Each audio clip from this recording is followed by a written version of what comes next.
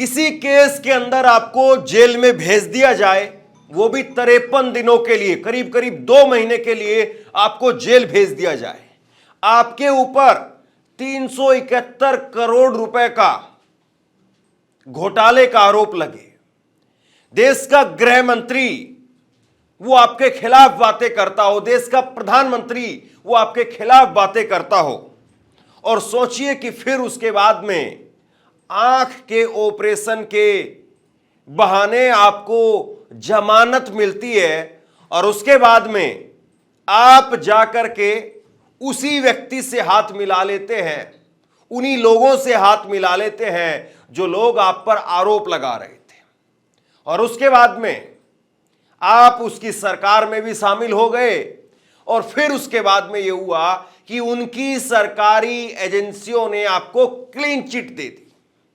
मैं बात कर रहा हूं चंद्रबाबु नायडू की। चंद्रबाबु नायडू जिस वक्त में सीएम थे, उस वक्त में ईडी ने उनके खिलाफ 371 करोड़ रुपए के घोटाले का आरोप लगाते हुए केस दर्ज किया, और ये जो अभी जो महीने चल रहे हैं, अभी जो दिन चल रहे हैं, इन्हीं दिनों में पिछले साल करीब 9 सितंबर को जो है खबर आती है सामने कि चंद्रबाबु नायडू को गिरफ्तार कर लिया गया है। 9 सितंबर 2023 को 53 दिन के लिए उनको जेल भेज दिया गया, और उसके बाद में देखिए हैरानी की बात, चंद्रबाबु नायडू के जो बेटे हैं नारा लोकेश जो है वो कहते हैं कि चंद्रबाबु नायडू को अगर जमानत नहीं मिली तो गृह युद्ध छेड़ देंगे। मेरे शब्द नहीं है साहब, गृह युद्ध छेड़ने की धमकी आप अगर बोल देना तो आपको चार पुलिस वाले टांग करके ले जाएंगे फटाक से कि कौन गृह युद्ध छेड़ रहा है। तो मैं नहीं बोल रहा। और सोचिए कि आज खबर निकल करके सामने आई है कि 371 करोड़ रुपए के केस के अंदर उनको क्लीन चिट मिल गई है। अब बड़ी बात यह है कि वो इस बात पर खुशी भी नहीं मना सकते हैं, क्योंकि खुशी मनाएंगे तो बुरा किसको कहेंगे, 53 दिनों का हिसाब किससे मांगेंगे, किसकी वजह से जेल में गए। और अमित शाह जी तब जो है वो मंच पर खड़े होकर के चंद्रबाबु नायडू के खिलाफ भाषण देते थे। आज अमित शाह जी हो सकता है फोन पर उनका धन्यवाद ले रहे हो, उधर से धन्यवाद कहा जा रहा हो, धन्यवाद भाई साहब, और इधर से कह रहा हो ठीक है ध्यान रखना। लेकिन बात केवल इतनी सी नहीं है, बात जरा ये समझिए कि क्या नरेंद्र मोदी जी ने, जो खबर की हेडलाइन है, क्या नरेंद्र मोदी जी ने अपने पैर पर कुल्हाड़ी मार ली है। बड़ी बात मैं कह रहा हूं। दूसरी बड़ी बात, वॉशिंग मशीन से साफ होकर के बाहर आ गए हैं चंद्रबाबु नायडू। क्या मोदी अब कंट्रोल कर पाएंगे? जो नेता, जो व्यक्ति आपके खिलाफ न जाने क्या क्या बोला, मतलब आतंकवादी शब्दों जैसे शब्दों का भी इस्तेमाल किया, और उसके बाद में अपने आप को सिर्फ एक 371 करोड़ रुपए के अगर केस से, घोटाले से बचाने के लिए आपके साथ में आकर के खड़ा हो सकता है, तो सोचिए कि फिर वो व्यक्ति दूसरी जगह क्या नहीं जा सकता है। यह अपने आप में बहुत बड़ा सवाल है। चंद्रबाबु नायडू को लेकर के विपक्ष जो कह रहा है वो आप एक किनारे रख दीजिए, लेकिन जरा अपनी अंतरात्मा से पूछिए कि नरेंद्र मोदी को आपने कभी पसंद किया तो किस वजह से किया? शायद इस वजह से जो उन्होंने कहा था ना खाऊंगा ना खाने दूंगा। तो कम से कम आज देश की एजेंसियों को यह पता करना चाहिए कि ये 371 करोड़ रुपए का घोटाले का आरोप जो लगाया गया था चंद्रबाबु नायडू के ऊपर, और जिसकी वजह से चंद्रबाबु नायडू 53 दिनों तक, 2 महीने तक जेल में रहे, तो ये क्या था? फिर ये कोई मजाक चल रहा था क्या? इतनी बात केवल नहीं है, ईडी ने 23.5 करोड़ रुपए की संपत्ति कुर्क भी की थी। मतलब ये मजाक है क्या? जिस केस के अंदर ईडी संपत्ति को कुर्क कर रहा है, जिस केस के अंदर ईडी एक पूर्व मुख्यमंत्री को जेल के अंदर भेज रहा है, और उसी केस के अंदर अगर क्लीन चिट मिल जाता है तो फिर क्या कहा जाए। एक और जो है वो खबर, चंद्रबाबु नायडू से जुड़ी हुई खबर जो है मैं आपको बताता हूं। शायद जो है वो आप यकीन ना करें, लेकिन फिर भी खबर तो आप सुन ही लीजिए। खबर आपकी स्क्रीन पर है। चंद्रबाबू नायडू इस वक्त में क्लीन चिट उनको मिल गई है और खबर जो है वो आप ये देखिए, आप यकीन कर पाए तो यकीन कर लीजिए, ना करें तो मैं थोड़ी और खबर भी आपको दिखाऊंगा। चंद्रबाबू नायडू को एक तरफ जो है वो क्लीन चिट मिली है और दूसरी तरफ चंद्रबाबू नायडू ने उनकी लिक्कर पॉलिसी जो है वो आ रही है, किसी भी ब्रांड की आप शराब सिर्फ 99 रुपए में, 99 रुपए में जो है वो आप किसी भी ब्रांड की शराब ले लेंगे। आंध्र प्रदेश में चंद्रबाबू नायडू ने उड़ेल दिया शराब का पूरा समंदर। मतलब इतनी गजब बात है। और आप यकीन ना कर रहे हो तो दूसरी ये खबर जो है मैं आपको एबीपी न्यूज की भी दिखाता हूं। किसी भी ब्रांड की शराब सिर्फ 99 रुपए में आंध्र प्रदेश में चंद्रबाबू नायडू ने उड़ेल दिया शराब का पूरा समंदर। मतलब देखिए, एक बात तो माननी पड़ेगी भाई, चंद्रबाबू नायडू वैसे बड़े दिल वाले आदमी हैं। मतलब क्लीन चिट जो है वो खुद अकेले को मिली है, लेकिन खुशी जो है पूरा आंध्र प्रदेश मना रहा है कि 99 रुपए में आप जो है कोको कोला ले आइए, पेप्सी ले आइए, लिम्का ले आइए, मरिंडा ले आइए, जो मर्जी आपकी इच्छा वो आप ले आइए। बाकी आप नाम समझ सकते हैं, मैं नाम कौन कौन से आप कहना चाह रहा हूं। सोचिए कि ये क्या हो रहा है।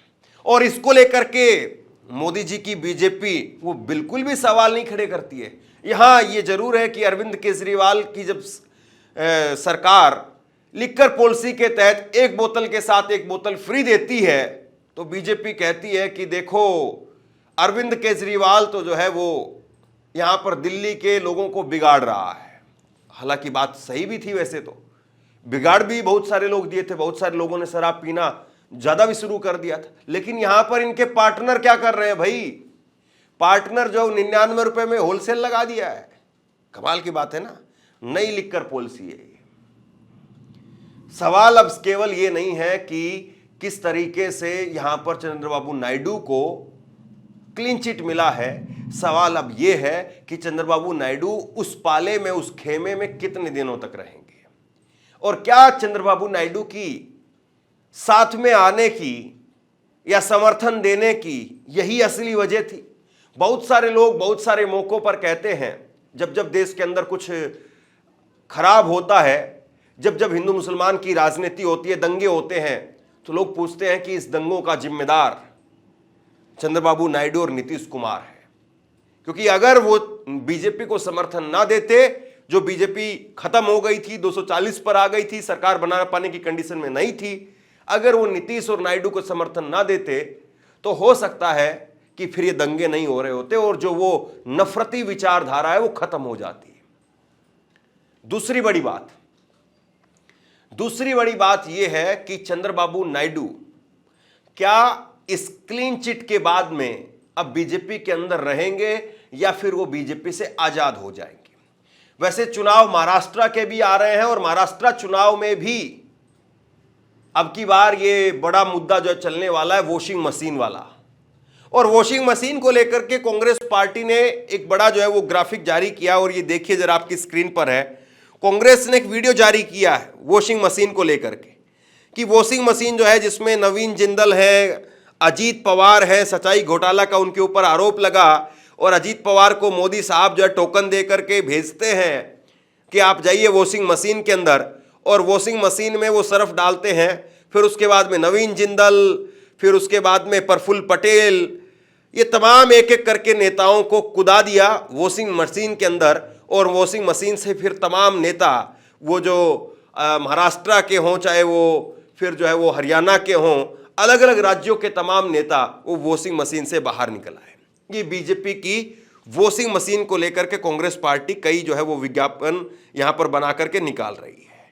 वैसे एक हमने तो बचपन में वही देखा था कि भाई एकदम टाइड वाला विज्ञापन आता था, वैसे ये कांग्रेस पार्टी ने विज्ञापन निकाला, चौंक गए ना।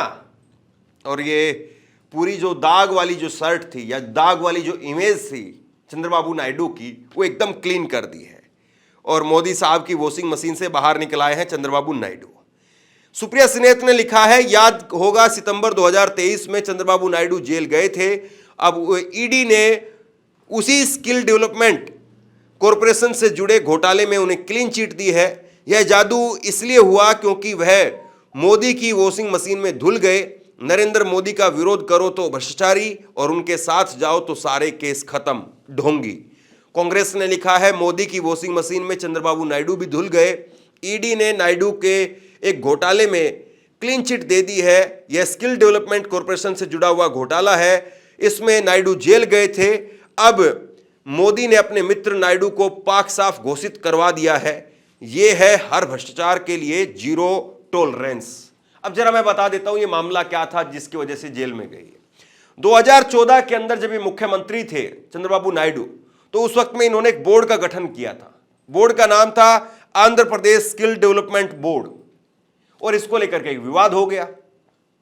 एक प्रोजेक्ट था करीब 3,300 करोड़ रुपए का, 3,300 करोड़ रुपए का प्रोजेक्ट। और उस 3,300 करोड़ रुपए के प्रोजेक्ट में ये जो है वो आरोप इनके ऊपर लगा कि 371 करोड़ रुपए, मतलब 10% रुपए जो है वो इन्होंने अपना ले लिया। उसमें 371 करोड़ रुपए जो है वो इन्होंने घोटाला कर दिया है। और ये प्रोजेक्ट इसलिए था कि सरकार बेरोजगार युवाओं को ट्रेनिंग देगी और ट्रेनिंग देकर के उनको रोजगार के लायक बनाएगी। ये इस पूरे प्रोजेक्ट का काम था। मतलब जिसमें जो लोग बेरोजगारी की मार मर रहे थे, वो लोग जो है वो ठगी का शिकार हो गए सरकार के। अब पता नहीं ये ठगी है या नहीं है। अब ये क्लीन चिट मिल गया तो ठगी थी नहीं, अब यही माना जाएगा। लेकिन ये बिल्कुल साफ है कि जिस तरीके से नरेंद्र मोदी छाती पर हाथ मार मार करके बोल रहे थे कि नेचुरली करप्ट पार्टी है एनसीपी, नेचुरली करप्ट पार्टी, और एनसीपी के जो चाचा भतीजे में से भतीजे को अपने साथ लेकर के चले गए अजीत पवार को, तो अब जो है वो मोदी जी कम से कम भ्रष्टाचार की बातें अपने मुंह से ना करें तो अच्छा होगा। मतलब ये देखिए, आप सोचिए कि आप कभी जो है वो ये देख रहे हैं कि पड़ोसी के साथ में खूब गाली गलौच आपकी हो रही है, बालकोनी में खड़े होकर के खूब आप पड़ोसी को गाली दे रहे हैं, या चौखट पर खड़े होकर के खूब पड़ोसी को बुरा भला कह रहे हैं, और पड़ोसी के खूब पुराने दोहराने नए पुराने सारे पाप गिनवाने लग रहे हैं, और अगले ही दिन एक साथ जो है वो जय और वीरू की तरीके से मोटरसाइकिल पर पड़ोसी और आप बैठ करके आते हैं, तो बच्चे पूछेंगे ना कि पापा क्या हुआ, कल तो आप अंकल को ऐसे बोल रहे थे, कल आपको आंटी ऐसे बोल रही थी, कल तो ये हालत हो रही थी, कल मतलब नारा लोकेश जो है वो साल भर पहले जो है वो ये कह रहे थे कि अगर जमानत नहीं मिली तो गृह युद्ध जो है वो छेड़ देंगे, और आंख का ऑपरेशन के बहाने जमानत मिलती है। मतलब बाकी उमर खालिद हो तो छोड़ दीजिए, आप भूल जाइए जमानत अगर आपकी होगी कभी। उमर खालिद जैसे लोगों को जमानत नहीं मिलती है, लेकिन इनको आंख का ऑपरेशन करवाने के लिए जमानत दी गई। वैसे आंख के ऑपरेशन वाले एक और भी थे, चंपई सोरेन, वहां पर भी चुनाव हो रहा। चंपई सोरेन ने भी कहा था कि मैं चश्मा बनवाने के लिए दिल्ली आया हूं। मतलब ऐसी ऐसी बात ये राजनेता जो है वो करते हैं। इनकी स्क्रिप्ट लिखने वाले लोग भी कितने हल्के हैं। चंपई सोरेन ने जब बाहर आए जेएमएम से, तो उनसे पत्रकारों ने पूछा कि आप दिल्ली क्यों गए थे, दिल्ली आपकी किससे बात हुई, क्या बात हुई आपकी दिल्ली। तो उन्होंने कहा कि दिल्ली तो मैं किसी से मिलने के लिए नहीं गया, दिल्ली तो जो है मेरी लड़की रहती है और मेरा चश्मा टूटा हुआ था, मैं दिल्ली इसलिए गया था कि चश्मा बनवा करके ले आऊं। मतलब झारखंड के अंदर रांची में महेंद्र सिंह धोनी का शहर, वहां पर जो उनको चश्मे की दुकान नहीं मिली, चश्मे की दुकान जो है वो दिल्ली के अंदर बल्ली मरान की कोई गली है वहां मिली उनको सिर्फ। मतलब पुरानी कोई चश्मे की दुकान थी, समझ लीजिए आप बात को। और ऐसे ही इनको भी जो है वो जमानत मिली 53 दिनों के बाद में आंख का ऑपरेशन करवाने के लिए। फिर इनको सब कुछ दिखने लग गया, साफ साफ दिखने लग गया। भाई साहब को पूरा बीजेपी साफ साफ दिखने लगी। फरवरी में जो है इन्होंने नरेंद्र मोदी के साथ नजदीकियां बढ़ानी शुरू कर दी, और उस वक्त के जो मौजूदा मुख्यमंत्री थे जगन मोहन रेड्डी, वो जगन मोहन रेड्डी जो बीजेपी के साथ में थे, बीजेपी ने उनसे दूरियां बनानी शुरू कर दी, और मार्च में इन दोनों का गठबंधन हो गया। और अब देखिए आप, तिरुपति लड्डू विवाद के अंदर जगन मोहन रेड्डी कितने बुरे फंसे हुए हैं, और यहां पर लड्डू जो है वो इनको मिल गया है। तो चाहे आप जलेबी खाइए या लड्डू खाइए या खिलाइए, लेकिन ये सच्चाई है कि आज वॉशिंग मशीन की एक नई जो है वो प्योद निकल करके सामने आई है। वॉशिंग मशीन से एक नया प्रोडक्ट साफ होकर के आया है, और जिनका नाम कहा जा सकता है चंद्रबाबू नायडू है।